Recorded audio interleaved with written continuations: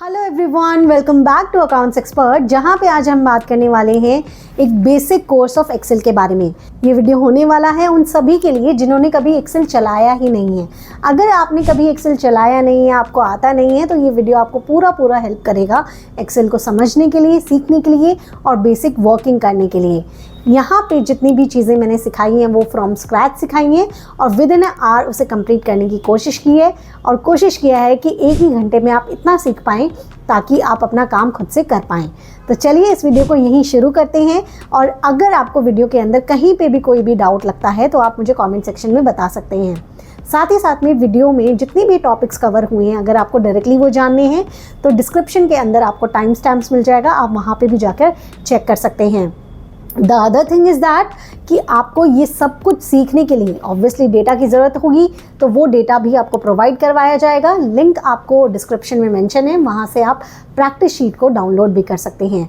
और अगर आप हमारे साथ हमारे लाइव कोर्स में जुड़ना चाहते हैं तो आप इंस्टॉल कर सकते हैं हमारे अकाउंट्स एक्सपर्ट की ऐप को या फिर विज़िट कर सकते हैं हमारी वेबसाइट को। और चाहें तो डिस्क्रिप्शन के अंदर हमारा कॉन्टैक्ट नंबर भी है, तो आप डायरेक्टली हमें व्हाट्सएप कर सकते हैं या डायरेक्टली हमें कॉल कर सकते हैं। तो चलिए अब ज़्यादा देर नहीं करते हैं, इस वीडियो को यहीं शुरू करते हैं। Let's get started.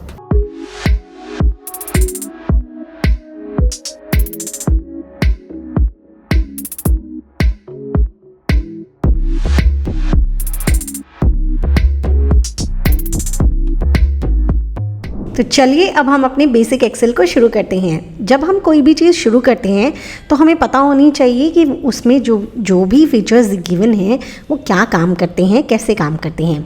तो देखिए सबसे ऊपर यहाँ पे अगर मैं यहाँ पे क्लिक करती हूँ तो आपके पास आपकी फ़ाइल का नेम आता है, ठीक है। यहाँ सर्च करके आप कोई भी फाइल सर्च कर सकते हैं। ऊपर जितने भी आपके पास ऑप्शन है जैसे file, home, draw, insert, page layout, हो सकता है आपके पास और भी वहाँ पे ऑप्शंस अवेलेबल हो सकते हैं। इन सभी को हम टैब बोलते हैं। उसके अंदर हर एक टैब के अंदर बहुत सारे फीचर्स अवेलेबल होते हैं जिनसे हम अपना काम करते हैं। तो अगर मैं होम टैब की बात करूं, यहाँ से हम अपना काम शुरू करेंगे तो इसके अंदर आपको यहाँ दिखेगा जैसे क्लिपबोर्ड है, फॉन्ट है, अलाइनमेंट है और इन सब के बीच में एक लाइन है जो कि बहुत ही माइनर सी लाइन है। तो ये किस लिए होती है? ये आपको बताता है कि ये आपका एक ग्रुप है। फॉन्ट ग्रुप के अंदर आपको फॉन्ट से रिलेटेड जितने भी फीचर्स होंगे वो मिल जाएंगे। अलाइनमेंट ग्रुप के अंदर अलाइनमेंट से रिलेटेड जितने फीचर्स होंगे वो मिल जाएंगे। नंबर के अंदर नंबर के मिल जाएंगे। तो ठीक इसी तरीके से आपके पास हर टैब के अंदर बहुत सारे ग्रुप्स होते हैं। ग्रुप्स के अंदर उन ग्रुप से रिलेटेड आपके पास सारे ऑप्शंस अवेलेबल होते हैं। जैसे फॉन्ट्स के अंदर ये हमारे पास सारे ऑप्शंस अवेलेबल हैं, लेकिन एक्सेल के अंदर बहुत सारे ऑप्शंस हो सकते हैं किसी एक ग्रुप के अंदर, लेकिन सारे यहाँ विजिबल तो नहीं हो सकते बिकॉज हमारे पास उतना स्पेस नहीं होता है। तो इसलिए यहाँ पर हम लोगों को एक एरो जैसा साइन मिलता है जिसको हम एक्सटेंशन बोलते हैं। अगर हम इस एक्सटेंशन को क्लिक करते हैं तो हमारे पास ऐसे विंडो खुल के आती है और हमें जितने भी ऑप्शंस हम और भी नए ऑप्शंस एक्सप्लोर करना चाहते हैं जो वहाँ पे अवेलेबल नहीं थे तो उसको हम यहाँ से कर सकते हैं, ठीक है। तो ये हमारा ओवरव्यू था ये ऊपर वाले पोर्शन का। उसके बाद आप जैसे ही नीचे आएंगे, देखिए सबसे पहले मैं आपको यहाँ पे राइट हैंड साइड में दिखाती हूँ कि यहाँ पे आपके पास 3 ऑप्शन अवेलेबल होते हैं। एक मिनिमाइज मैक्सिमाइज का होता है, एक आप अपने विंडो को शिफ्ट कर सकते हैं मतलब मैनेज कर सकते हैं, या क्रॉस कर सकते हैं मतलब क्रॉस करके उसे बंद कर सकते हैं। उसके बाद आपके पास यहाँ पर आपको दिखेंगे एक ये वाला बॉक्स दिखेगा और ये एक एफेक्ट्स के सामने वाला बॉक्स दिखेगा।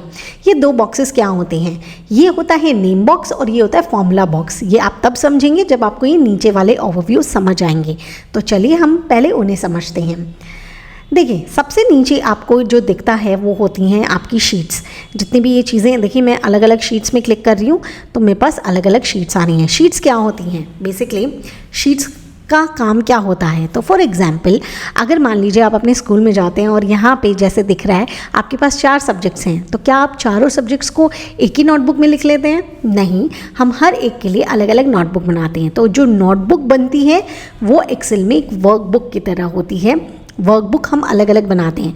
अगर किसी को फाइनेंस का काम करना है तो अलग वर्कबुक बनाओ, किसी को एचआर का काम करना है अलग वर्कबुक बनाओ, कुछ और काम करना है आप अलग वर्कबुक बनाएं।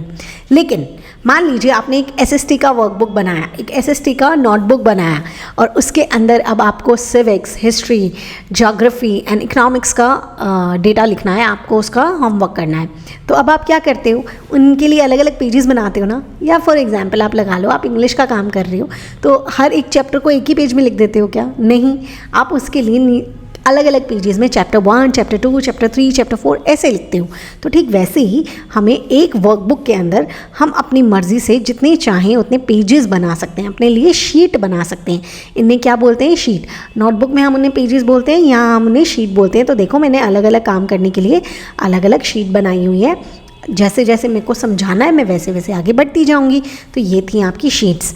इधर से देखें, बिल्कुल राइट हैंड साइड में देखें, आपके पास 3 ऑप्शन होते हैं। एक होता है नॉर्मल, एक होता है पेज लेआउट और एक होता है पेज ब्रेक प्रीव्यू। नॉर्मल में आपको जो नॉर्मल व्यू दिख रहा है वही आपको दिखेगा।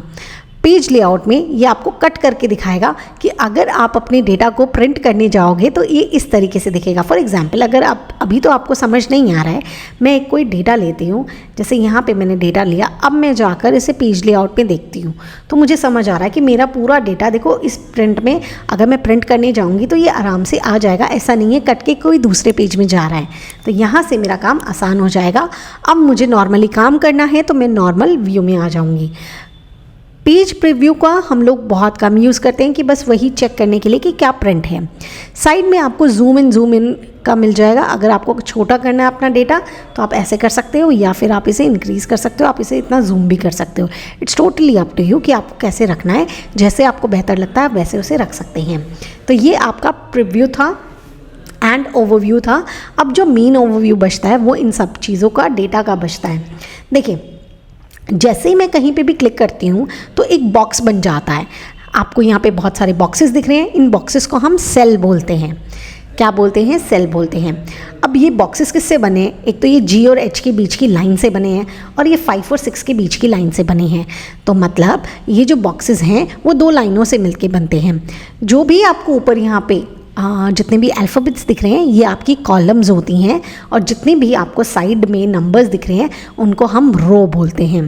नंबर्स को हम रो बोलते हैं और कॉलम्स को हम अल्फ़ाबेट्स को हम कॉलम बोलते हैं। तो एक सेल किससे बन के मिल के बनता है? जैसा कि मैंने बताया, एक वर्टिकल लाइन से और एक हॉरिजॉन्टल लाइन से आपका एक स्क्वायर बनता है या आपका एक रेक्टेंगल बनता है। तो ये जो सेल है वो किससे मिलके बना है? आपके रोज एंड कॉलम से मिलके बना है।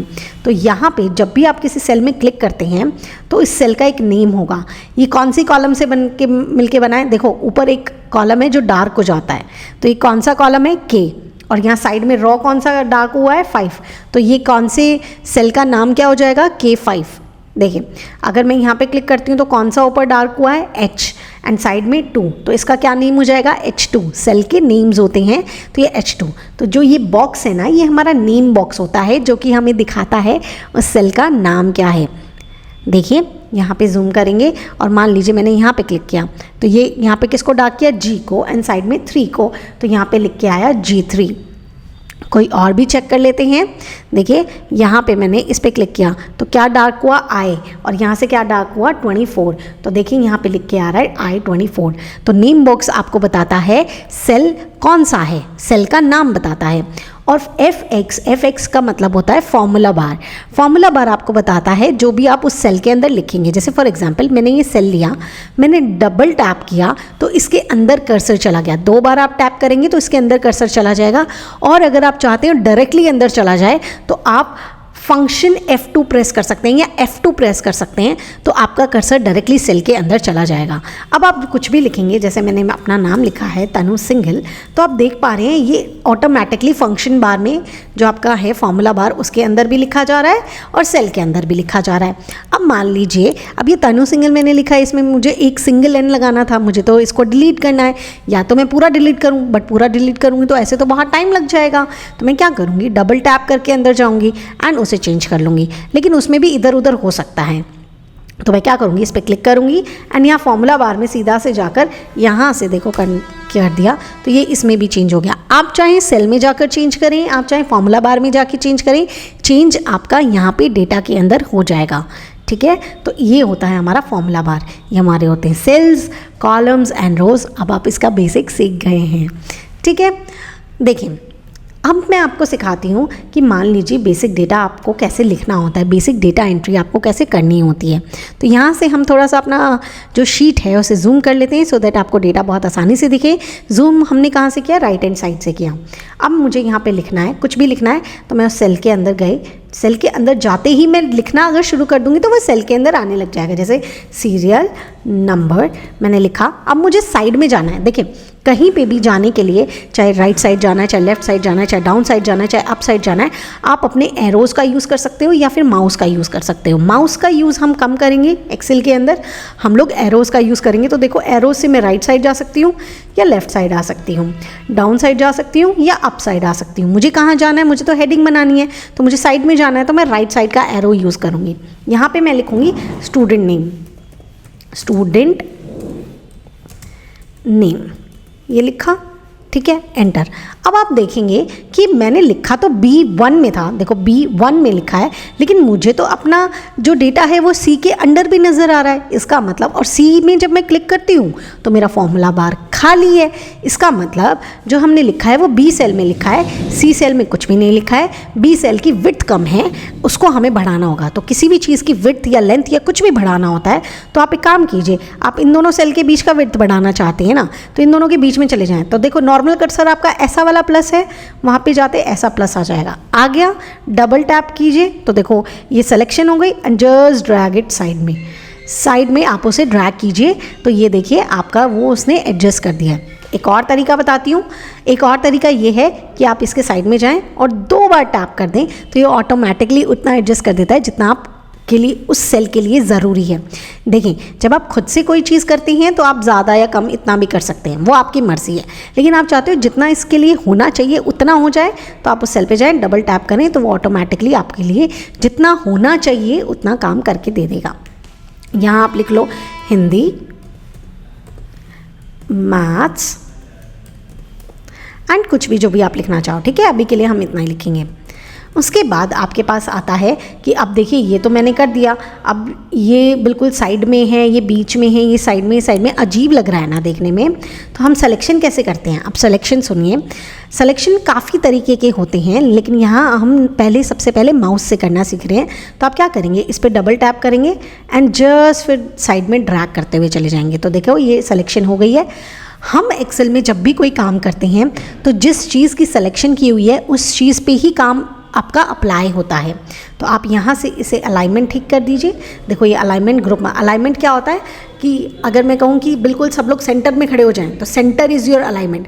मैं कहती हूँ सारे भी जितने भी लोग हैं ना वो बेंच के लेफ्ट साइड में बैठ जाएं तो लेफ्ट इज़ योर अलाइनमेंट। अगर मैं कहती हूँ कि सब लोग, जैसे एग्जाम हॉल में कैसे करते हैं कि सब लोग लेफ्ट में बैठ जाओ तो लेफ्ट इज़ योर अलाइनमेंट। सब लोग राइट में बैठ जाओ, राइट इज़ योर अलाइनमेंट। सब लोग सेंटर में बैठेंगे और एग्जाम देंगे तो सेंटर इज़ योर अलाइनमेंट। तो वो क्या करते हैं, अलाइनमेंट। तो ऐसे ही हम अपने टेक्स्ट का अलाइनमेंट करते हैं, हम सेंटर में करते हैं और उसे मिडिल रखते हैं। तो मिडिल क्या, अब ये पढ़ने में भी आसान लग रहा है।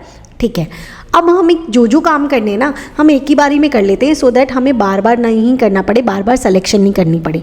अभी हमें और क्या काम करना है, देखिए जो हेडिंग होती है वो हमारी थोड़ी सी बोल्ड होती है, जो हमें थोड़ा सा डार्कर दिखना चाहिए हेडिंग के अंदर। तो यहाँ पे हम जो ये बी दिख रहा है विच इज़ योर बोल्ड, उसे क्लिक करेंगे तो ये बोल्ड हो जाएगा। उसके बाद इसमें कलर, देखो ये जो बकेट है ना पेंट वाला काम है, जो अगर आपने कभी पेंट यूज़ किया है तो जो बकेट होती है वो तो उस सेल को कलर कर देगी और जो ये ए है वो उस टेक्स्ट को कलर करेगा जो आपने लिखा है। तो यहाँ पे हमने इसको रेड कलर दिया है, ओके। एंड रेड के अंदर ब्लैक अच्छा नहीं लगता है, वाइट अच्छा लगता है, तो हमने इसको वाइट दे दिया है। आप इस ड्रॉप डाउन को क्लिक करके बहुत सारे कलर्स एक्सप्लोर कर सकते हैं। इस ड्रॉप डाउन को क्लिक करके बहुत सारे कलर, मुझे ये नहीं करना था, मुझे ब्लू करना था तो लो ब्लू कर दिया, नहीं मुझे ब्लू नहीं, मुझे रेड ही करना था तो आज जाके रेड कर सकते हो। तो देखो आपने रेड कर दिया, तो ये इस तरीके से काम करेगा। तो एक चीज़ आपने क्या सीखी है कि टेक्स्ट कैसे लिखते हैं, कैसे बोल्ड करते हैं, कैसे हम लोग उसमें कलर फिल करते हैं, कैसे हम टेक्स्ट का कलर करते हैं। अब हम सीखेंगे, देखिए मुझे कोई डेटा लिखना है। अब मुझे पहले से पता है कि मुझे 10 स्टूडेंट्स का नंबर लिखना है, 10 स्टूडेंट्स, तो यहाँ सीरियल नंबर लिखना है। तो मैं क्या करूँगी, सीरियल नंबर हम किस किस तरीके से लिख सकते हैं, फर्स्ट लिखा, और उसके बाद मैं चाहूँ तो मैनुअली लिख सकती हूँ 1 2 3, बट ऐसे तो बहुत टाइम लग जाएगा। ये तो मैंने और अभी तो आपको सिर्फ 10 नंबर बोला है, हो सकता है आपको 10,000 तक कुछ लिखना हो, तो आप ऐसे नहीं लिखेंगे। आप कैसे कर सकते हैं, आप यहाँ 1 लिखिए, एंटर कर दीजिए, नीचे आ जाइए। 1 के बाद देखो आपको यहाँ पे एक छोटा सा एक स्क्वायर नज़र आ रहा होगा सेल के एंड पे। जैसे ही आप इस पे जाते हो आपका प्लस चेंज हो जाता है, जैसे इस पे जाते हो आपका प्लस चेंज हो जाता है। Double tap and just drag it down, drag कर लिया, यहाँ तक ड्रैग कर लो। एंड उसके बाद देखो ये तो 1 1 कॉपी हो गया, जो ऊपर लिखा था वही नीचे लिख के आ गया। तो यहाँ पे नीचे एक बॉक्स बन के आया, आप उसे क्लिक कीजिए एंड इसमें ऑप्शन आता है फिल सीरीज़ का। आप इस फिल सीरीज़ पे क्लिक कर दो, तो देखो इसने सीरीज़ फिल करके दे दिया। हमें ये नहीं चाहिए था, मैंने इसे सेलेक्ट किया और डिलीट किया, तो सब एक साथ डिलीट हो गया। तो देखो 10 हमारे स्टूडेंट्स का मतलब जो भी हमें सीरियल नंबर फिल करना था वो आ गया है। अब आप कहोगे कि ये तो अलाइनमेंट इधर की तरफ है, हाँ हम उसका अलाइनमेंट एक साथ पूरे का ठीक करेंगे, क्योंकि एक एक करते रहेंगे तो ऐसे तो पूरा टाइम लग जाएगा। तो एक साथ कैसे करेंगे वो भी सिखाया जाएगा। यहाँ पे हम कोई भी स्टूडेंट नेम फिल कर लेंगे, जैसे Tanu and Swati and so on. हम कोई भी डेटा यहाँ पे फिल कर सकते हैं। हिंदी में मार्क्स फिल करने हैं, कोई भी मार्क्स फिल करते जाएँ, 82 52 85 45, कुछ भी जो भी आपको मार्क्स फिल करना है वो कर लीजिए। उसके बाद आप क्या करते हैं, इस डेटा को पूरे को सेलेक्ट करते हैं। तो एक तरीका तो ये है कि मैंने माउस से सेलेक्ट कर लिया, ठीक है। दूसरा तरीका क्या है आपके पास, आप कहीं पे भी क्लिक कीजिए एंड कंट्रोल ए प्रेस कीजिए। कंट्रोल ए प्रेस करने से आपका पूरा डेटा जहाँ तक भी आपने लिखा हो वो पूरा का पूरा सेलेक्ट हो जाता है एक ही बारी में, ठीक है। उसके बाद अगर आपको सिलेक्शन करनी है, मान लीजिए आप यहाँ पे और आपको सिलेक्शन करनी है जहाँ तक मेरा डेटा लिखा है वहाँ तक की सिलेक्शन हो जाए। क्या, जहाँ तक मेरा डेटा लिखा है वहाँ तक की सिलेक्शन हो जाए, लेकिन एक ही बारी में हो जाए। तो आप कंट्रोल शिफ्ट को एक साथ होल्ड करेंगे एंड राइट साइड वाले एरो को प्रेस करेंगे, तो ये पूरा आपको सिलेक्शन दे देंगे। फॉर एग्जाम्पल अगर आप 1 में होते और आपको 10 तक की सिलेक्शन करनी है, जहाँ तक मेरा डेटा लिखा है वहाँ तक सिलेक्शन हो जाए, तो आप कंट्रोल शिफ्ट को होल्ड करते और उसके बाद डाउन एरो प्रेस करते, तो ये नीचे की तरफ जहाँ तक डेटा लिखा होगा वहाँ तक सिलेक्शन कर देगा। अब मान लीजिए मैं इसके बीच का है ना ये 6 हटा देती हूँ। अब आप 1 पे जाके सिलेक्शन कीजिए, आप कंट्रोल शिफ्ट को होल्ड कीजिए एंड डाउन करें, तो ये 5 तक लेगा। क्यों, अगर बीच में स्पेस आ जाता है तो उसके लिए वो लिंक टूट गया, तो उसको लग रहा है डेटा यहीं तक है, तो वो वहीं तक का सिलेक्शन करेगा। उसके बाद आपको वापस से एक बार डाउन वाला क्लिक करना पड़ेगा, उसी को ही होल्ड रखे, तब वो नीचे तक का सिलेक्शन करेगा, ठीक है। ओके, तो इसी तरीके से अगर हमें एक ही बारी में पूरा सिलेक्शन करना हो और वो भी वहाँ तक करना हो जहाँ तक डेटा लिखा है, तो आप कंट्रोल शिफ्ट को होल्ड करके एरोस का यूज़ करेंगे। लेकिन मान लीजिए अगर आपको एक एक करके करना हो, तो एक एक करके करने के लिए आप शिफ्ट को होल्ड करेंगे and down down down down, तो ये देखिए आ गया। मान लीजिए आपको सिर्फ हिंदी तक करना था, तो शिफ्ट को होल्ड किया एंड साइड में राइट साइड एरो एंड आपने सिलेक्शन कर लिया। तो सिंगल वाला अगर सिलेक्शन करना है, सिंगल सिलेक्शन के लिए शिफ्ट को होल्ड करें एंड मल्टीपल के लिए मतलब 1 क्लिक के लिए आप कंट्रोल शिफ्ट को होल्ड करें, ठीक है। अगर ऐसा करते हैं, अच्छा कंप्लीट को एक ही बारी में करना है, तो कंप्लीट को एक बारी में करना है तो कंट्रोल ए करें। कंट्रोल ए करने से वो कंप्लीट पूरा का पूरा एक ही बारी में सिलेक्शन हो जाएगा। तो देखिए यहाँ पे अब हम लोगों ने सिलेक्शन का सब कुछ सीख लिया है। उसके बाद आपके पास आता है बॉर्डर्स। मान लीजिए आपको यहाँ पे देखिए जो सेल्स हैं वो तो हैं ही, लेकिन हमें यहाँ बॉर्डर्स लगाना है। तो सबसे पहले तो हमने सिलेक्शन करके इनका अलाइनमेंट ठीक कर लो, जो कि मैंने अभी आपको सिखाया। बॉर्डर लगाने की आपको शॉर्टकट की बताती हूँ।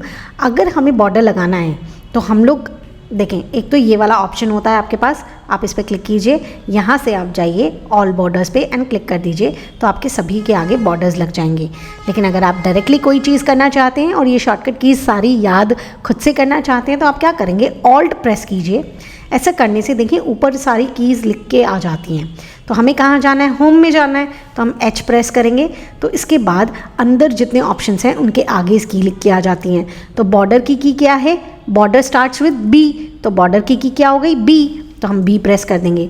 B करने के बाद उसके अंदर के ऑप्शंस की कीज़ खुल के आ जाती हैं। तो ऑल बॉर्डर्स, सब जगह बॉर्डर लगाना है ना, all borders starts with A, तो आपके पास यहाँ की आ गई A। तो अब आपने क्या सीखा, शॉर्टकट की क्या हुई? बॉर्डर की।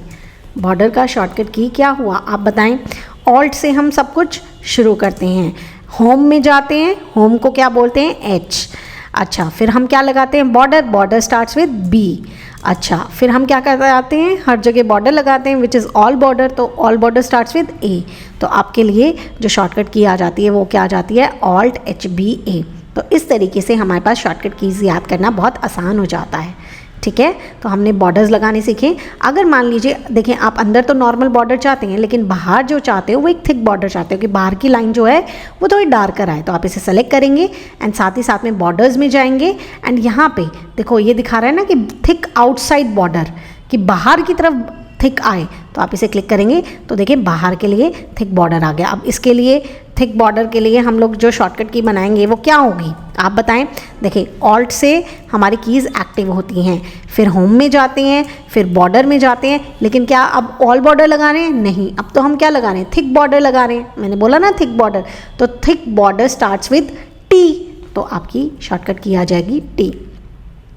मान लीजिए आप यहाँ कोई भी बॉर्डर नहीं लगाना चाहते हैं, तो अब आपने इसको सेलेक्ट किया, तो आप क्या है? बॉर्डर कुछ भी नहीं लगाना चाहते हैं, तो मान लीजिए आप इसे सेलेक्ट कीजिए एंड यहाँ पे नो बॉर्डर में चले जाइए कि कोई बॉर्डर नहीं चाहिए, नो बॉर्डर। नो बॉर्डर करने से ये सारे बॉर्डर्स चले जाएंगे। अब आप मुझे यहाँ पे बताएंगे कि नो बॉर्डर की क्या शॉर्टकट की बनेगी। देखें तो क्या बनेगा? ऑल्ट से हम सब कुछ शुरू करते हैं, एच हम होम में जाते हैं, फिर हम बॉर्डर्स में जाते हैं and no border starts with N, तो हम एन टाइप करेंगे तो ये हमारा लग जाएंगे, ये हमारी शॉर्टकट की है। तो चलिए अब हम शॉर्टकट की से इस पे बॉर्डर्स लगाएंगे। तो सबसे पहले मैं कहीं पे भी गई एंड मैंने क्या प्रेस किया? कंट्रोल ए, ताकि मेरा पूरा डेटा सेलेक्ट हो, लेकिन वो 5 तक हुआ, बीच में हमारे पास स्पेस था, तो हम शिफ्ट को होल्ड करके नीचे तक ले आएंगे। चलो जी, यहाँ तक हो गया। अब हमें सब पे बॉर्डर्स लगाना है, तो ऑल्ट एच बी ए किया तो सब पे बॉर्डर लग गया, लेकिन बाहर थिक बॉर्डर नहीं लगा है। तो अब हम दोबारा प्रेस करेंगे ऑल्ट एच बी टी, तो देखें इसने बाहर भी हम लोगों को ये पूरा सिलेक्शन करके दे दिया है। तो यहाँ पे हम लोगों ने बेसिक चीज़ें सीखी हैं।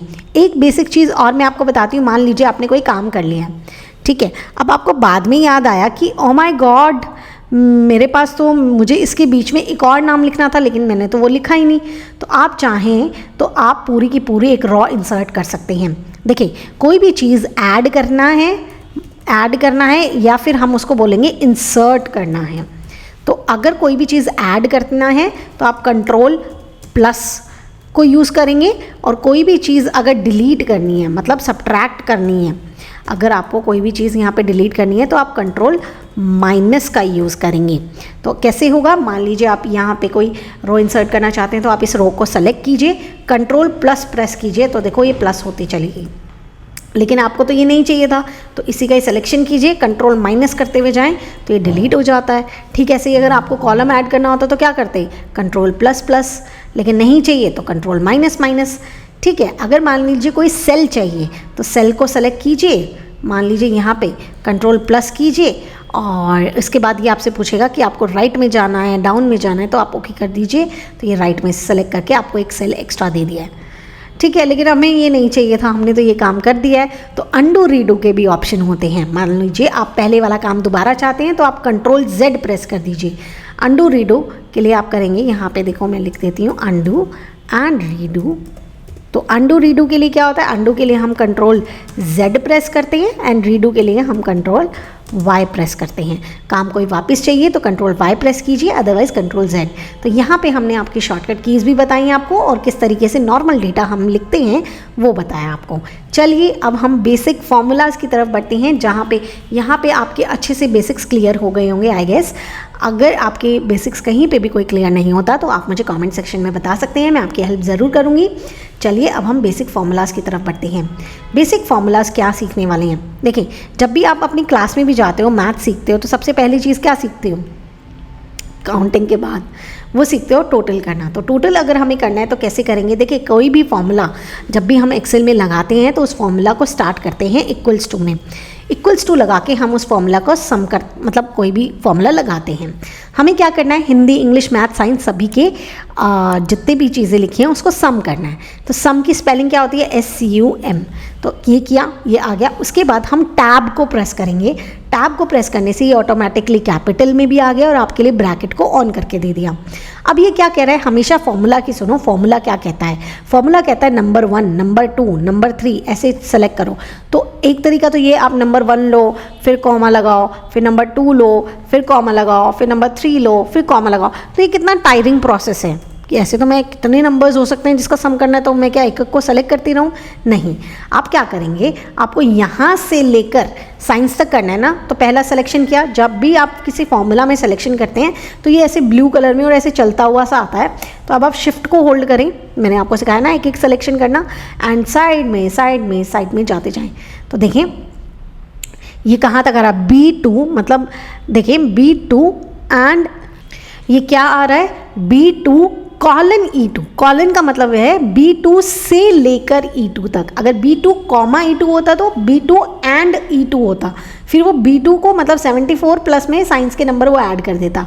अब आप पैरेंथेसिस ऑफ कीजिए, एंटर कीजिए, तो देखो आपका टोटल आ गया है, आपका टोटल आ गया है। अब बस आप यहाँ पे ये जो छोटा सा स्क्वायर है ना, इस पे जाके डबल टैप कर दो, नीचे आपके आंसर्स आ जाएंगे ऑटोमेटिकली।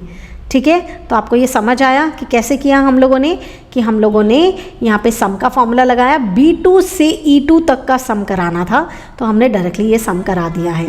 तो इस तरीके से हम सम करते हैं। मान लीजिए आपको एवरेज लेना था, on an average Aarav Patel के कितने मार्क्स आए हैं।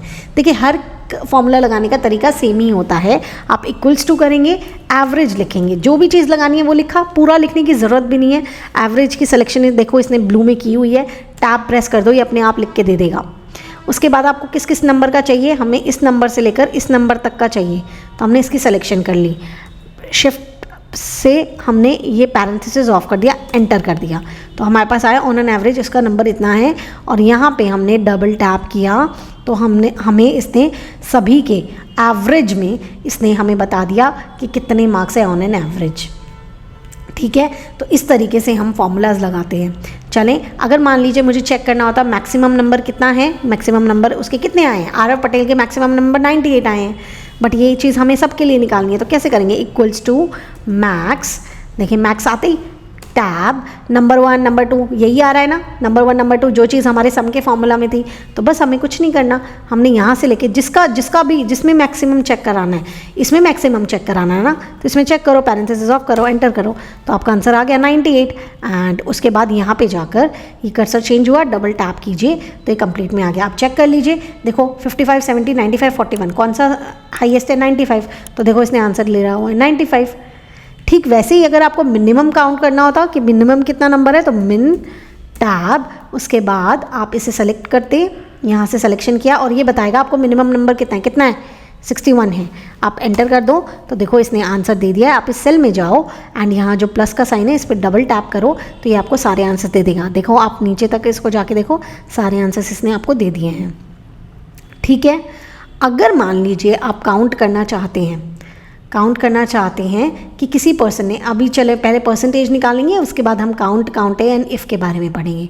परसेंटेज कैसे निकाली जाती है, आप स्कूल में जाते थे, ठीक है, आप 4 सब्जेक्ट्स के एग्ज़ाम देते थे और आपके पास मार्क्स आ जाते थे, उसके बाद फिर आप सोचते चलो परसेंटेज कैलकुलेट करके देखते थे। तो कैसे कैलकुलेट करते थे, हर एक एग्ज़ाम कितने मार्क्स का होता था, 100 मार्क्स का होता था, और जितने मार्क्स आए होते थे पहले उसे टोटल करते थे। जैसे फॉर एग्जांपल अगर मैं आरव पटेल के लिए करना चाहूँ तो यहाँ पे उसके 323 मार्क्स आए हैं, कितने में से आए हैं, 400 में से आए हैं। तो इसका जो जो परसेंटेज है वो कैसे निकलेगा, 323 डिवाइडेड बाय 400, ऐसे ही करके निकालोगे ना, मल्टीप्लाई इनटू 100 ताकि वो परसेंट में आ जाए, राइट।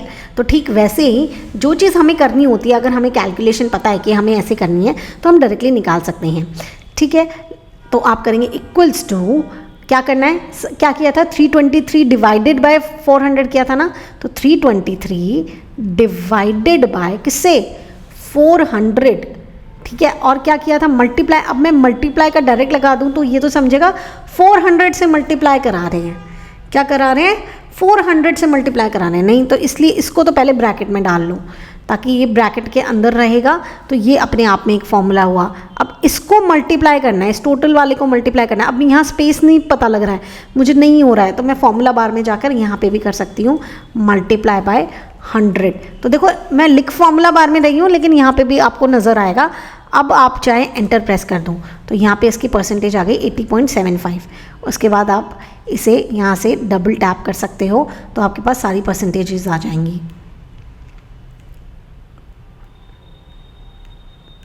जो इसका एवरेज था वही इसका परसेंट आया। क्यों? क्योंकि यहाँ 4 सब्जेक्ट्स थे, तो उसने एवरेज जब निकाला होगा तो सबका टोटल करके तब भी डिवाइडेड बाय 4 किया होगा, तो ये आया है। और अब भी हम लोग उसको डिवाइडेड बाय अगर देखा जाए तो 400, 100 नीचे 400 है ना, मतलब उसने कैसे किया, उसने कैसे किया, आपका नंबर लिखा जैसे 3 डिवाइडेड बाय 400। ओके फाइन, मैं ऐसे नहीं लिख पा रही हूँ, बट 343 डिवाइडेड बाय 400 एंड उसके बाद 100 लिया तो कट के वो नीचे 4 ही आ गया ना, तो इसलिए आपके आंसर सेम आए। तो इस तरीके से हम अपनी परसेंटेज भी निकाल सकते हैं, ठीक है। उसके बाद हम निकालेंगे काउंट फंक्शन। काउंट फंक्शन क्या करता है? काउंट क्या करता है? काउंट करके देता है। अगर मुझे जानना है कि किसी पर्सन ने कितना दिया है, फॉर एग्जांपल हम थोड़ा सा डेटा चेंज कर लेते हैं।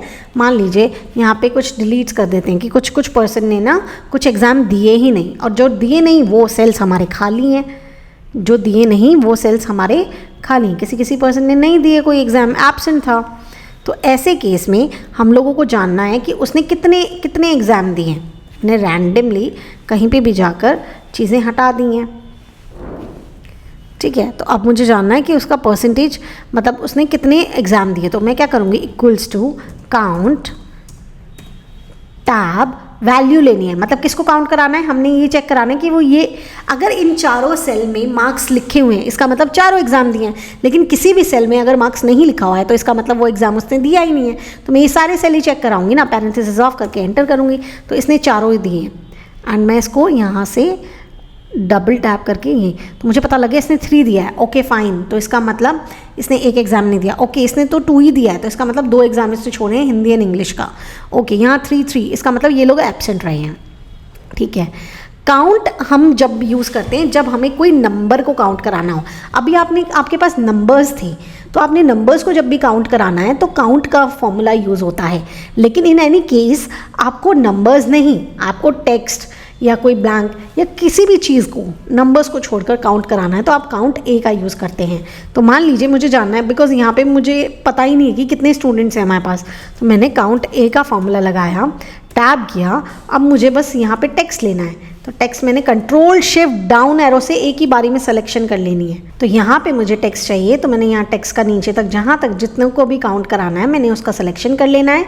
सिलेक्शन करने के बाद मैंने एंटर करना है, तो मुझे पता लगा मेरे पास कितने स्टूडेंट्स का डेटा है। कितने स्टूडेंट्स का डेटा है? 25 स्टूडेंट्स का डेटा है, ठीक है। तो जब भी आपको कोई टेक्स्ट काउंट कराना है तो आप काउंट ए लगाएंगे, अदरवाइज आप काउंट का फॉर्मूला लगाएंगे। अब आता है इफ़ का फॉर्मूला, जो कि one of the most important मैं कह सकती हूँ, जो कि बहुत तरीके से आपके पास यूज़ हो सकता है।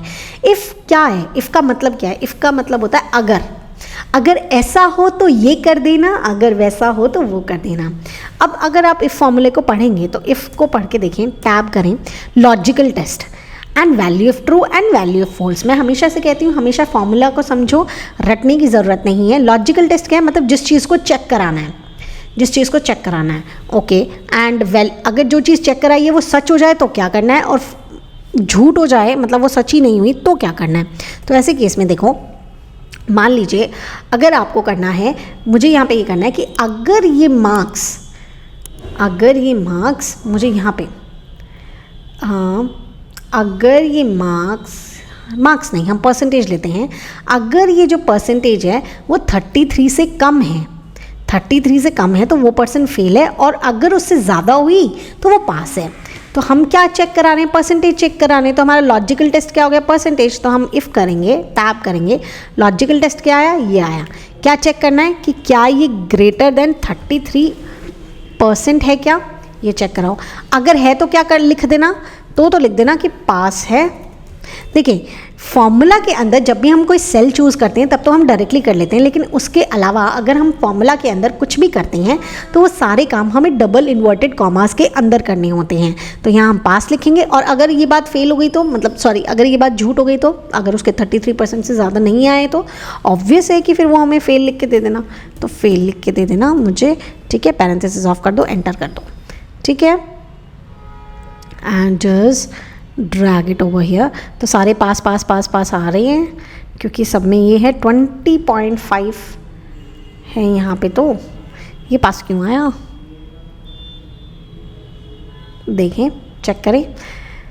यहाँ पे हमारा ये H14 है, तो इसने क्या फॉर्मूला लगाया कि H14 इज़ ग्रेटर देन 33%, तो पास फेल।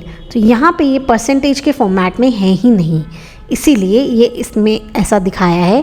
देखो छोटी सी चीज़ हमें कितना वो कर देती है, हमें परसेंट नहीं लेना था क्योंकि यहाँ तो डायरेक्टली परसेंटेज हमने लगा ही नहीं रखा, 33 लिखना था एंड एंटर। और अब जाके आप इसे वापस से डबल टैप करो ताकि सभी में फॉर्मूला अपडेट हो जाए। तो अब देखो ये मुझे फेल दे रहा है, जहाँ पे भी उसका 33 से कम आएगा वो मुझे फेल दे देगा, ठीक है। तो इस तरीके से आप अपना इफ फॉर्मूला लगाते हैं। कहीं पे भी कोई डाउट लगता है let me know in the comment section. तो यहाँ पे हम लोगों ने बेसिक फार्मूला सीखे। अब मान लीजिए अब हम सीखेंगे कंडीशनल फॉर्मेटिंग। कंडीशनल फॉर्मेटिंग कैसे काम करती है? कंडीशनल फॉर्मेटिंग आपको बहुत सारे कलर्स करने के ऑप्शन देती हैं और कलर के बेसिस पे आप डिसीजन ले सकते हो कि क्या चीज़ हुई है। फॉर एग्जाम्पल आप जानना चाहते हो कि कितने स्टूडेंट्स ऐसे हैं जिनके जो मार्क्स हैं वो 300 से ज़्यादा आए हैं। तो आप क्या करेंगे, सबसे पहले देखिए कोई भी चीज़ हमें चेक करनी होती है तो मैं हमेशा कहती हूँ सिलेक्शन कीजिए। तो सिलेक्शन कर लिया है मैंने कि मुझे इनमें चेक करना है। उसके बाद मैं होम में कंडीशनल फॉर्मेटिंग के अंदर जाऊंगी and the first one highlight cell rule में ग्रेटर देन का ऑप्शन है कि मुझे जानना है कि 300 से ज़्यादा किसके आए, यही तो जानना है ना। तो ग्रेटर देन लिया और यहाँ पे क्या लिख दिया, 300 लिख दिया। और जो भी मैं कलर कराना चाहती हूँ वो मैंने कलर करा लिया। मैंने ग्रीन कलर कराना था, मैंने ग्रीन कलर कराया, मैंने ओके कर दिया। तो इसने देखो मुझे सारी चीज़ कलर करके दे दी है कि जिसके भी 300 से ज़्यादा मार्क्स हैं उसने कलर करके दे दिया है। अब मुझे आराम से मैं चेक कर सकती हूँ कि ओके फाइन कि इन लोगों ने 300 से ज़्यादा मार्क्स लिए हैं।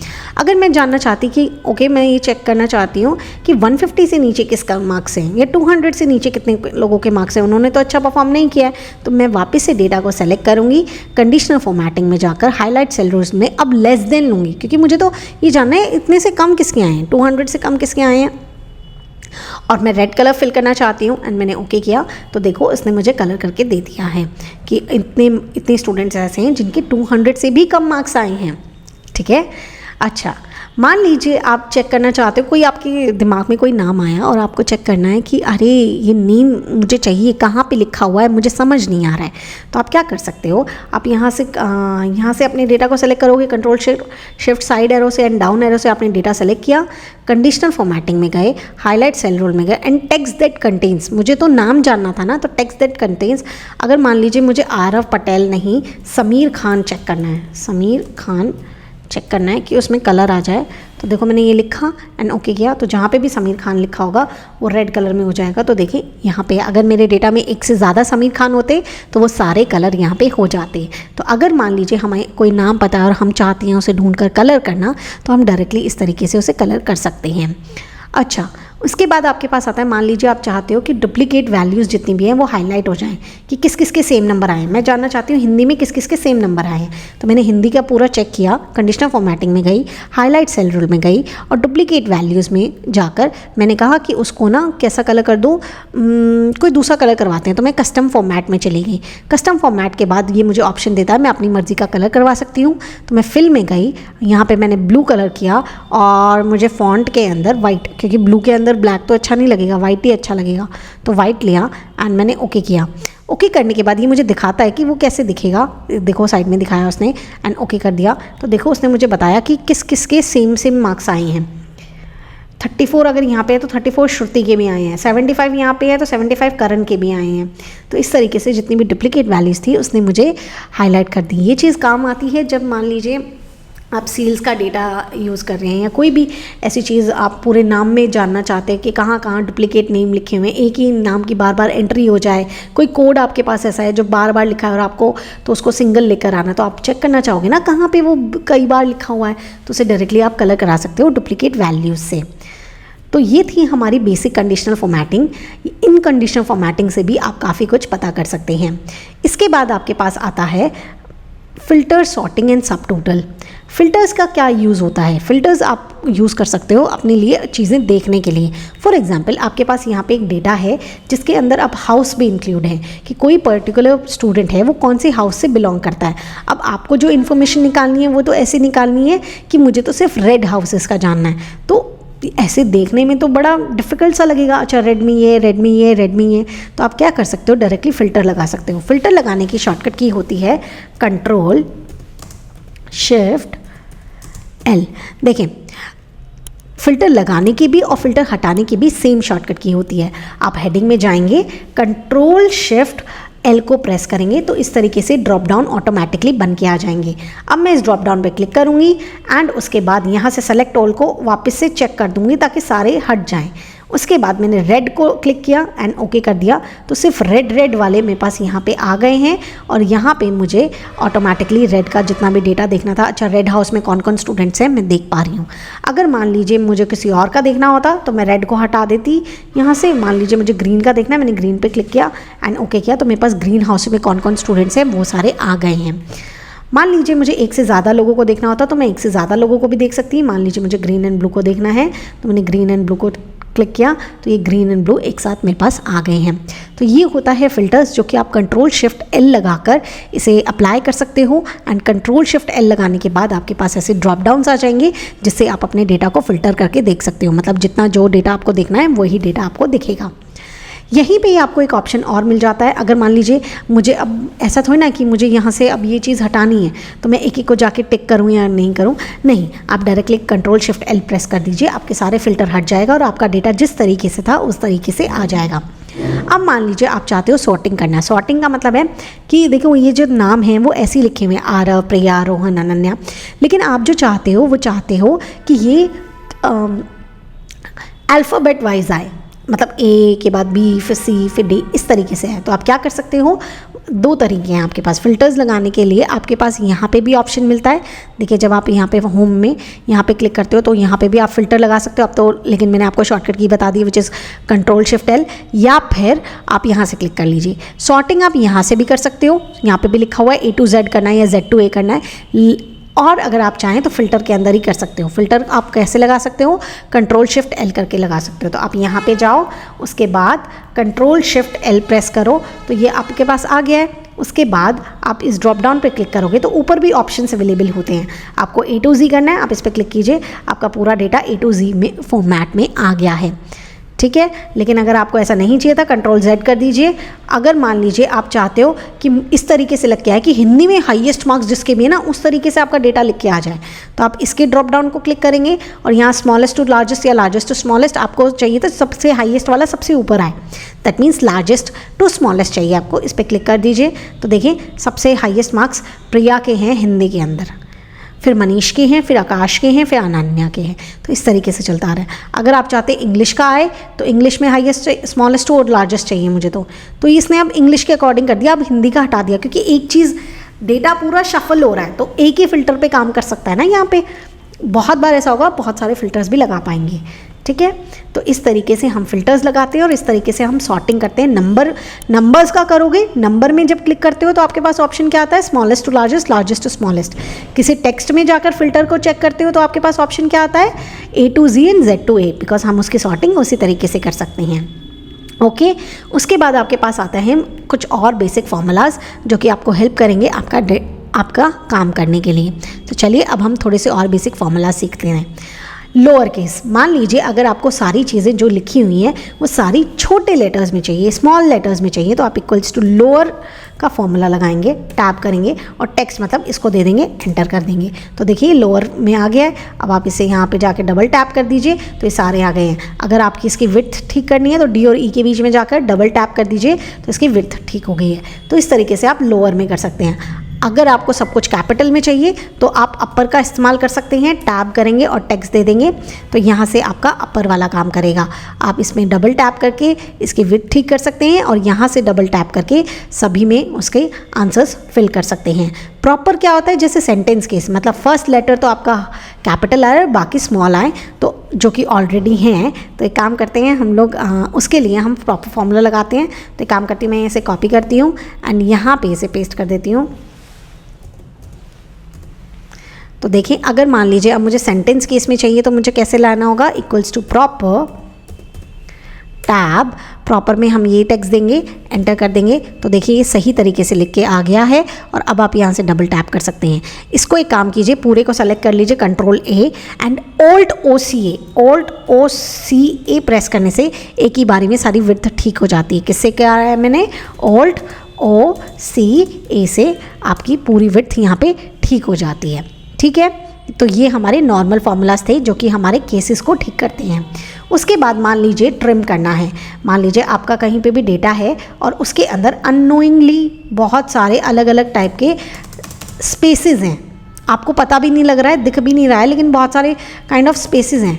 अब आपको एक ही बारी में ठीक करना है। देखिए मैंने यहाँ पे कुछ अननोइंगली स्पेसेस दे दिए हैं आपको एंड अब आपको वो ठीक करना है। तो कैसे कर सकते हो, एक ही बारी में कर सकते हो, इक्वल्स टू ट्रिम, कि हमें ट्रिम कर दो, चॉप करके दे दो उसको। एंड आपने वो टेक्स्ट लिया, एंटर किया, तो देखो उसने बिल्कुल ठीक तरीके से करके दे दिया है। अब आप इसे एंटर यहाँ पर जाके डबल टैप करेंगे, देखा अदिति मेहता में आपका पास स्पेसेस थे, अनवांटेड स्पेस थे, वो जा चुके हैं। तो अगर आपको अनवांटेड स्पेसेस ख़त्म करने हैं तो आप ट्रिम फंक्शन का यूज़ कर सकते हो। टेक्स्ट फंक्शन आपको यूज़ होता है अगर मान लीजिए आपको जानना है कि उस डेट पे क्या, मतलब क्या डे था, क्या मंथ था, क्या ईयर था, तो वो जान सकते हैं। तो इक्वल्स टू टेक्स्ट टैब, आपको वैल्यू देनी है, वैल्यू आपकी डेट है क्योंकि उस डेट पे जानना है, तो ये आपका वैल्यू फॉर्मेट। देखिए आपने हमेशा से देखा होगा डेट कैसे लिखी होती है, मंथ का सोचो, मंथ कैसे लिखा होता है, मंथ लिखा होता है जैसे एक तो लिखा होता है जनवरी का फुल स्पेलिंग लिखा आए, अप्रैल का फुल स्पेलिंग लिख के आए APRIL, और एक लिख के आता है कि आप जितनी बार भी चेक करोगे तो वो कैसे लिख के आएगा कि APR 3 लेटर्स में लिख के आएगा, है ना। तो अभी अगर हमें डे चाहिए तो डे या तो मंडे भी होता है और एक MON भी होता है। तो आपको कैसा आंसर चाहिए आप वो सोचो, उस अकॉर्डिंग यहाँ पे फॉर्मेट दो। कुछ भी लिखते हैं तो डबल इन्वर्टेड कॉमास में लिखते हैं। अगर आपको कंप्लीट आंसर चाहिए तो D डे जानना है ना, तो 4 टाइम्स D प्रेस करो। लेकिन अगर आपको सिर्फ 3 लेटर्स वाला चाहिए होता, MON चाहिए होता, तो 3 टाइम्स उसको प्रेस करते हैं। पैरेंथेसिस ऑफ करो, एंटर करो, तो आपका डे आ गया है। ठीक है, आपको जहाँ तक चाहिए आप उसे यहाँ तक ड्रैग कर लो। मान लो मुझे यहाँ तक ही चाहिए। मंथ जानना होता तो इक्वल्स टू, देखो अब मैं मंथ को शॉर्ट में दिखाती हूँ आपको, टेक्स्ट किया, टैब किया, वैल्यू दिया, फॉर्मेट क्या देंगे, मंथ के लिए M आएगा, डे के लिए D है तो मंथ के लिए M आएगा। लेकिन मैं अब 4 टाइम्स ना करके 3 टाइम्स लिख रही हूँ। ठीक है, 3 टाइम्स करने के बाद वो 3 लेटर्स में ही देगा, वो अब आपको कंप्लीट नहीं देगा। ठीक है, ये सारी जनवरी की डेट्स थी तो सारे जैन आ गए। अगर मान लो मैं यहाँ पे 4 कर देती तो 4M कर दो। यहाँ पे देखो फॉर्मूला बार में मैं इसको करेक्ट कर रही हूँ, एंटर कर दिया, तो देखो उसने मुझे कंप्लीट का दे दिया है ना। तो इस तरीके से आप अपने फॉर्मेट को चेंज करके अपने लिए आंसर्स निकाल सकते हैं। ये आपका था टेक्स्ट फॉर्मूला। उसके बाद मान लीजिए कोई डेट आपको गिवन है और उसमें से आपको डे निकालना है, मंथ निकालना है, ईयर निकालना है, तो वो भी आप निकाल सकते हो। देखिए कभी कभी क्या होता है, डेट इस तरीके से लिखी होती है 2/12/2025।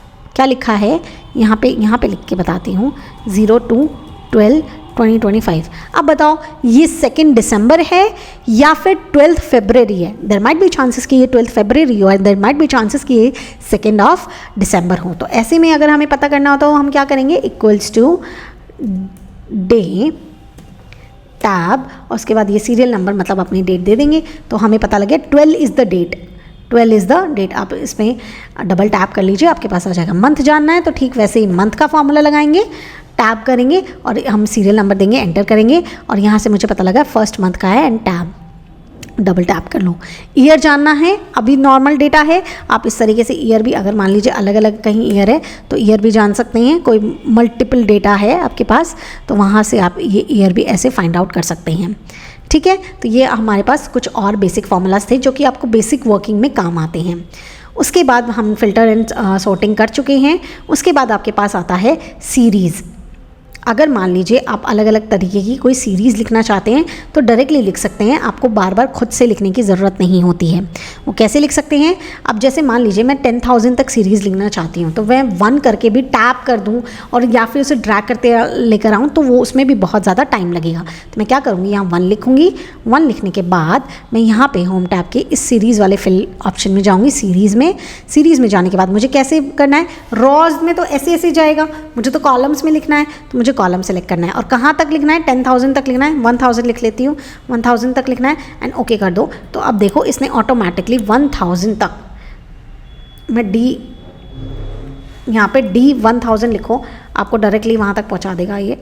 तो देखो यहाँ तक हम लोग आ गए हैं। ठीक है, इसने मुझे 1,000 तक लिख के दे दिया है। ओके, तो इस तरीके से हम कोई भी सीरीज़ लिखना चाहें तो लिख सकते हैं। अगर मान लीजिए हम कोई डेट लिखना चाहते हैं, ठीक ऐसे ही कि हमने कोई इनिशियल डेट लिखी है और लास्ट तक डेट लिख के आ जाए, तो आप क्या लिख सकते हो, जैसे मैंने 1/1/2025 लिखा। अब मैं चाहती हूँ पूरे साल की डेट अपने आप फिल हो जाए, तो या तो मैं इसे ड्रैग करती रहूँ, मान लो 2035 तक लिखना है, तो या तो मैं ड्रैग करती रहूँ या फिर मैं क्या करूँ, सीरीज़ के अंदर जाऊँ। सीरीज़ में जाने के बाद वही मुझे कॉलम में करना है, तो मैं कॉलम को सेलेक्ट करूँ, डेट को सेलेक्ट करूँ एंड मुझे कहाँ रुकना है, 31/3/2026 तक रुकना है। चलो, तो 2026 तक किया एंड ओके किया। तो देखो इसने मुझे यहाँ पे डेट लिख के दे दिया। आप डाउन जाके ये चेक कर सकते हो। तो देखो इसने मुझे यहाँ तक क्या डेट लिख के दिया है। ठीक है, 31/3/2026 तक। तो इस तरीके से आप जो सीरीज़ है वो डायरेक्टली फिल कर सकते हैं। आपको कोई खुद से ड्रैग करने की ज़रूरत नहीं है। अब इसी चीज़ में मान लीजिए आप चाहते हो इस तरीके से सीरीज़ फिल हो कि सैटरडे संडे ना आए। सोच के देखो, अब इसमें खुद से काम करने लग जाओ तो कितना टाइम लगेगा। आप इनिशियल डेट फिल करो, उसके बाद आप सीरीज़ पे जाओ। सीरीज़ पे जाने के बाद आपने कॉलम सेलेक्ट करो, डेट तो लिया हुआ है लेकिन वीकडे लो।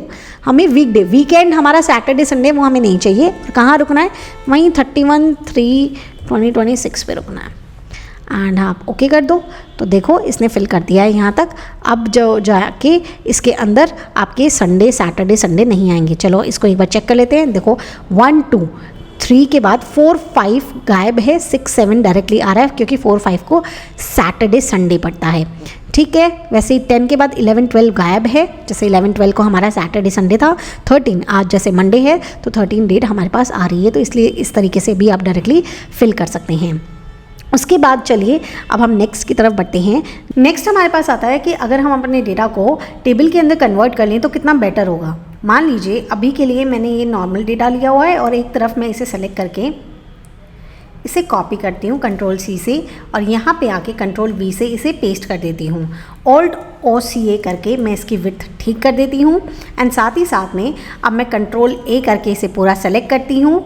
Ctrl+T करके मुझे टेबल बनानी है तो मैंने इसे ओके कर दिया। तो ये टेबल में कन्वर्ट हो गई है। टेबल में कन्वर्ट होने का मतलब है कि अब इस पे ऊपर ड्रॉप डाउन्स आ गए हैं और मैं जैसे कलर का इसको टेबल बनाना चाहूँ मैं बना सकती हूँ। मैं इस पर सेलेक्ट करूँ एंड जैसे भी कलर का मुझे ये टेबल बनाना है मैं बना सकती हूँ। ठीक है, मुझे ब्लू चाहिए था, मैंने ब्लू कर लिया। ओके, तो यहाँ पे हमें फ़ायदा क्या होता है, हमें फ़ायदा ये होता है कि अब हम जब भी फॉर्मूलाज लगाएंगे तो हमें कुछ करने की नीड नहीं है। अभी मुझे यहाँ डायरेक्टली सम लगाना हो तो डायरेक्टली सम लगाने की एक शॉर्टकट की होती है विच इज़ Alt=टू करने पे डायरेक्टली सम आ जाता है। तो इसमें मैंने क्लिक किया and just drag it down. Drag करने के बाद मान लीजिए अब मैं नेक्स्ट कुछ भी एक एंट्री करती हूँ। यहाँ से तानू सिंगल लिख के तानू किया, उसके बाद मैंने कोई नंबर लिखे, जैसे मैंने यहाँ पे कुछ भी नंबर लिख दिए। तो यहाँ पे नीचे टोटल अपने आप आ गया है,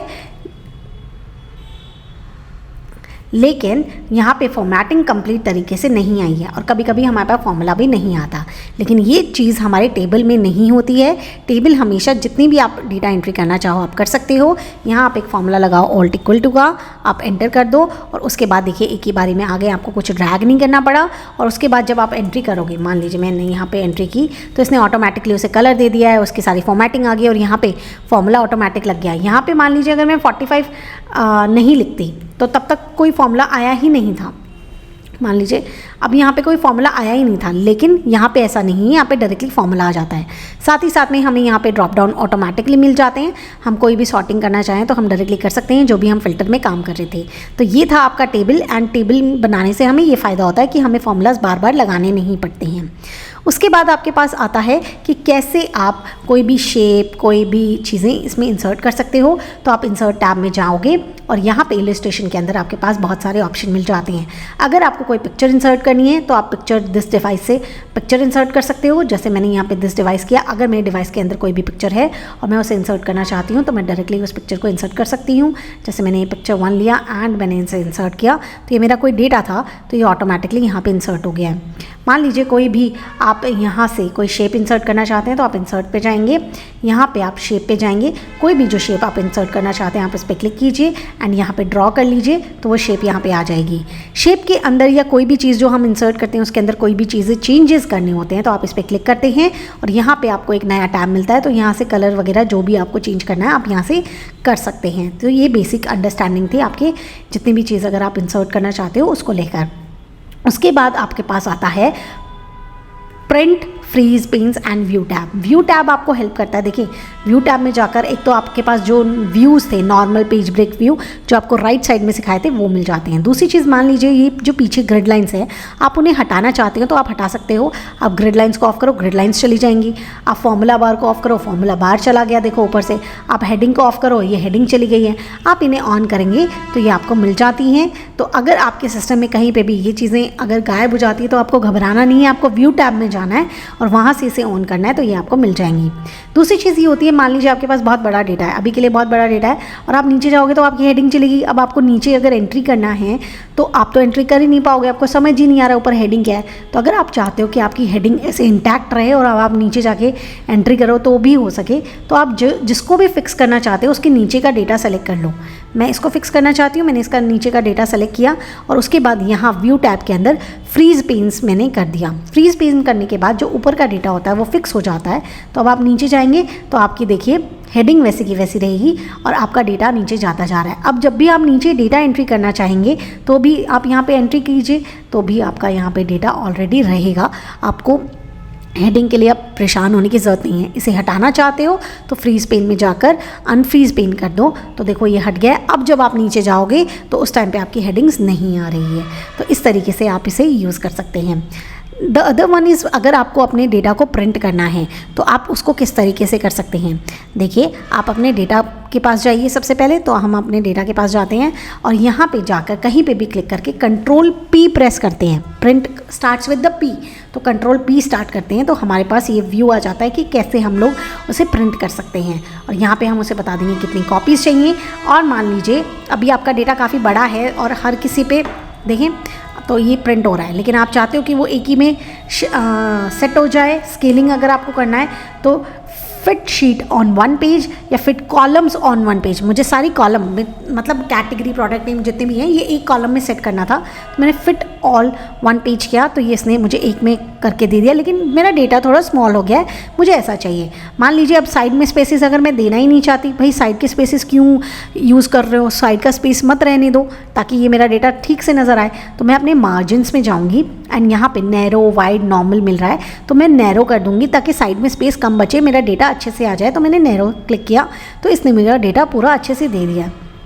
पोर्ट्रेट एंड लैंडस्केप, मान लीजिए आप कोई पिक्चर क्लिक करते हैं तो जब आप ऐसे करके पिक्चर क्लिक करते हैं तो विच इज़ योर पोर्ट्रेट, और जब आप ऐसे करके कोई पिक्चर क्लिक करते हैं तो विच इज़ योर लैंडस्केप। तो अगर आप अपने डेटा को पोर्ट्रेट मोड में प्रिंट करना चाहते हैं तो आप पोर्ट्रेट कर सकते हो, वरना लैंडस्केप ले सकते हो। ये यहाँ ये जो आइकन्स हैं उन्हें देखकर भी आप पहचान सकते हो क्या पोर्ट्रेट होता है और क्या लैंडस्केप होता है, और उसके बाद आप डायरेक्टली प्रिंट निकाल सकते हो। तो इस तरीके से हम अपने डेटा का प्रिंट भी निकाल सकते हैं। हमें वापस जाना है, हम एस्केप प्रेस करेंगे तो हम वापस आ जाएंगे। ये थी आपकी प्रिंट के लिए। प्रिंट का पूरा डिटेल में सीखना है तो आप मुझे कमेंट सेक्शन में बता सकते हैं, हम प्रिंट को डिटेल में सीखेंगे। उसके बाद one of the most important अगर एक फीचर आता है वो आता है पिवट टेबल का। पिवट टेबल अगर आपको बनानी है तो आप कंट्रोल A से पूरे डेटा को सेलेक्ट कर लो, उसके बाद इंसर्ट में जाओ एंड यहाँ से या तो आप रिकमेंडेड पिवट टेबल कर सकते हो, ये खुद ही रिपोर्ट बना के दे देगा, आपको कुछ खुद से सोचने की ज़रूरत नहीं है। इसने अलग अलग से बना के दे रखी है कि अगर आपको रीजन वाइज चाहिए, आपको रेट वाइज चाहिए, आपको किसके तरीके से चाहिए। लेकिन अगर आपको खुद से बनानी है तो आप पिवट टेबल पे क्लिक करेंगे, फ्रॉम पिवट टेबल रेंज में जाएंगे एंड नई वर्कशीट में चाहिए तो नई वर्कशीट में चाहिए, अगर उसी वर्कशीट में चाहिए तो एग्जिस्टिंग वर्कशीट पे क्लिक करेंगे और लोकेशन देंगे कहाँ चाहिए। मुझे यहीं साइड में ले लेते हैं तो यहाँ साइड में चाहिए एंड ओके कर दिया। तो साइड में यहाँ पे एक पिवट टेबल बन के आ गई है। अब आप अपनी पिवट टेबल यहाँ पे बना सकते हैं। पिवट टेबल के लिए देखिए अभी तक जो भी हमें समझ आ गया क्या रोज़ हैं क्या कॉलम्स हैं। तो अगर हम अपना कोई भी जो डेटा जो ज़्यादा होता है उसे हम रोज़ में रखते हैं। तो अगर मान लीजिए मैंने रीजन को रोज़ में रख दिया एंड जब अगर आपको समझ नहीं आ रहा है ना कौन सी चीज़ कहाँ रखनी है, आप बस उन पर टिक कर दीजिए, ये अपने आप सेलेक्ट कर लेंगे इन्हें कहाँ पर रखना है। अमाउंट ले लीजिए, तो देखिए ये आपका यहाँ पर डेटा बन के आ गया है। ठीक है, तो इस तरीके से आप बहुत सारी रिपोर्ट बना सकते हैं। जैसे आप इस पर क्लिक करेंगे, आपकी पिवट टेबल ऑन नहीं हुई है, कोई बात नहीं, पिवट टेबल एनालाइज पे जाएं एंड यहाँ से आप इस लिस्ट को ऑन कर लीजिए, तो आपकी साइड में पिवट टेबल आ जाएगी। ठीक है, आपने ऑन कर लिया। अब मान लीजिए आप उसमें कुछ और भी दिखाना चाहते थे, स्टेट दिखाना चाहते थे, तो स्टेट को भी ऑन कर लीजिए। स्टेट को ऑन किया तो आपका डेटा इस तरीके से दिखने लग गया। तो इस तरीके से आप पिवट टेबल बना सकते हैं। पिवट टेबल को आप अलग अलग तरीके से दिखा सकते हैं। देखिए अभी जो पिवट टेबल बन के आ रही है वो हमें ढंग से समझ नहीं आ रही, बिकॉज सेंट्रल के अंदर ये आया है ऐसे इस तरीके से। तो आप क्या करेंगे, इस पर क्लिक करेंगे, उसके बाद आप डिज़ाइन टैब में जाएंगे एंड यहाँ से रिपोर्ट लेआउट को कैसा ले लेंगे कि हमें तो टैबुलर फॉर्म में चाहिए, तो आप टैबुलर फॉर्म करेंगे तो ये आपको इस तरीके से दिखाई देगा।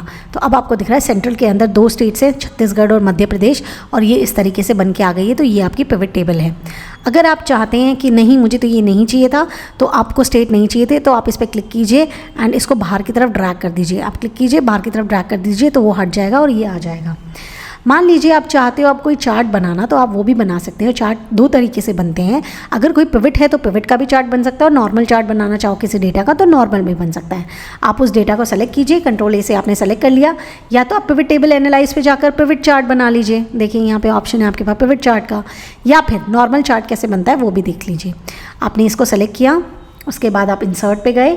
इंसर्ट पे जाने के बाद रिकमेंडेड चार्ट्स में आप ये जान सकते हो जो ये सामने से आपको रिकमेंड कर रहा है। अगर खुद से कुछ बनाना है तो आप खुद से भी बना सकते हो। आप रिकमेंडेड चार्ट्स में जाओ एंड यहाँ पे आपको अलग अलग चार्ट, मुझे ये ठीक लग रहा है तो मैंने इसे सेलेक्ट किया एंड ओके कर लिया। इसे सेलेक्ट किया एंड ओके कर लिया, तो यहाँ पे मेरा चार्ट तैयार है। अब इन एनी केस मैं पिवट में जाती हूँ एंड जो कि वो मेरा ऑन नहीं हुआ है, तो मैं यहाँ पिवट टेबल एनालाइज पे जाकर इसे ऑन कर लेती हूँ। फिर लिस्ट को ऑन किया। अब मान लो मुझे तो रीजन चाहिए ही नहीं था, तो मैंने रीजन को ऑफ कर दिया एंड तो देखो मेरा चार्ट भी चेंज हो रहा है। मैंने स्टेट को ऑन किया तो मेरा स्टेट के वाइज मेरा चार्ट आ गया। तो चार्ट जब भी होता है, जस्ट बिकॉज ये चार्ट इसी में से निकला है, हमने इसी में से इस चार्ट को एक्सट्रैक्ट किया है, इसीलिए चार्ट भी आपका जैसे जैसे डेटा चेंज होगा वैसे वैसे आपका चार्ट भी चेंज होता रहेगा। ठीक है, तो यहाँ पे हम लोगों ने सीखा पिवट टेबल। अगर आप वीडियो के यहाँ तक पहुँच गए हैं तो मैं ये कह सकती हूँ कि अब आपको बेसिक वर्किंग ऑफ एक्सेल ज़रूर आती है। अगर आप चाहते हैं कि एडवांस वर्जन भी सीखें तो आप मुझे कमेंट सेक्शन में बता सकते हैं, और याद रखें अपना फीडबैक ज़रूर दें, बिकॉज आपके फीडबैक से हमें पता लगता है कि हम कैसा आपको डिलीवर कर पा रहे हैं और आप उसको पूरा तरीके से समझ पा रहे हैं या नहीं। तो फीडबैक ज़रूर दें, कॉमेंट ज़रूर करें, और अगर हमारे साथ इसी तरीके से जुड़ना चाहते हैं तो सारी डिटेल्स आपको डिस्क्रिप्शन में है, तो हमारे साथ जुड़ जाइए। चलिए अब हम मिलते हैं अपनी नेक्स्ट वीडियो में। बाय बाय, शबा खैर।